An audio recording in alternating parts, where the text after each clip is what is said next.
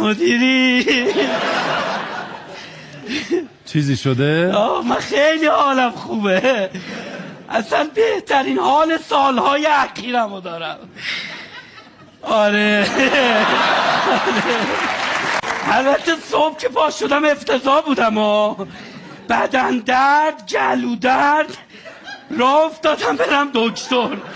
خب دیدم من پول ویزیت نمیتونم بدم، من قشر آسیب پذیرم، پول ویزیت بدم حالم بدتر میشه.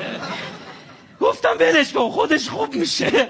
برگشتم اومدم بیام سمت خونه، میانبر زدم، از تو پارک اومدم، نرسیده به خونه مشکلم حل شد. یعنی تو پارک مشکلت حل شد؟ آره رفتم تو پارک، ریختن سرم. بالاخره میشناسن منو اونجا که معمولا هم لطفشون شامل حالم میشه، ولی این دفعه لطف ویژه‌ای شامل حالم شد بودی. یعنی چی؟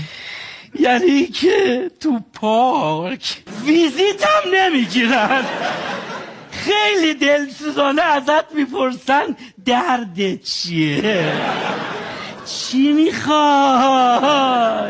میخوای حالت خوب شه؟